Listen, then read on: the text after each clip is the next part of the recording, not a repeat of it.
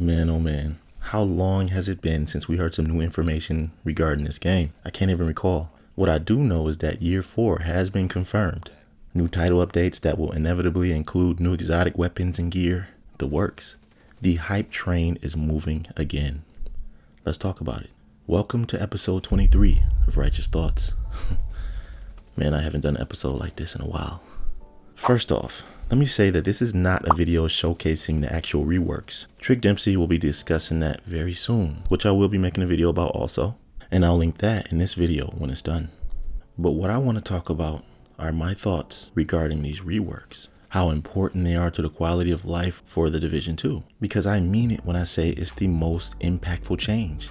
We've gotten so far away from the essence of the Division. So many people don't play this game anymore. The identity has changed, and a huge part of that has to do with the specializations. A lot is wrong with them. Sharpshooter Sniper is weaker than the Nemesis. Firewalls does not feel like a specialization geared towards fire. I mean, the grenade should have the Survivalist Incendiary Grenade instead of the Cluster. Tip of the Spear gear set is rendered useless due to the fact that the 4-piece bonus is tied to the specialization ammo. So many issues that I can think of on top of those, but really, that's not the main concern, believe it or not. Because not being able to use the specialization weapons in PvP is just the start of it. That used to be the case, but it was changed. Certain specialization weapons were way more powerful than others, and it was just too imbalanced. So their solution was to remove it completely, because it cannot be countered. Let's go down memory lane a little bit. In the Division 1, this was not the case. The devs made sure that when adding signature skills, they could each counter one another. So if you pop that tactical link, then I'll just use the survival link to withstand the damage and have a fighting chance. Or the majority of the squad is down. Then the healer comes in clutch with recovery link to revive and heal anyone within its vicinity.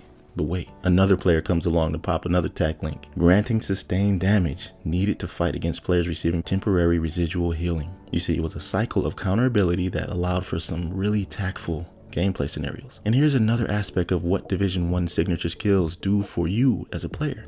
They add a layer of fantasy by making us feel powerful. Games in general always need that. It's important because the signature skill helps us identify what type of build the other is using, DPS, tank, or healer. That's important too because then you can strategize better while in prolonged fights. This entire system was a large part of why the Dark Zone was so good back then. In the current specialization system we have now, there's not much relevance between the signature weapons in reference to what build you run or team composition. The specializations are kind of selfish, really. Specifically, there's a lot of emphasis on what type of med kit is the best, and this is not an isolated issue. The Dark Zone already felt botched when it was separated into 3. Less players per server and specialization ammo removed. This is a foundational problem that directly affects and has been affecting the PvP-VE integration factor. So you see why the changes on the actual specialization tree are marginal at best compared to how the specializations need to be reworked from their core. However, I did make a community post about this asking everyone which specialization needed to be changed and how. Many people had a lot to say about it. Obviously, this is a big problem, and I'm eager to hear what Trick Dempsey has to say about it.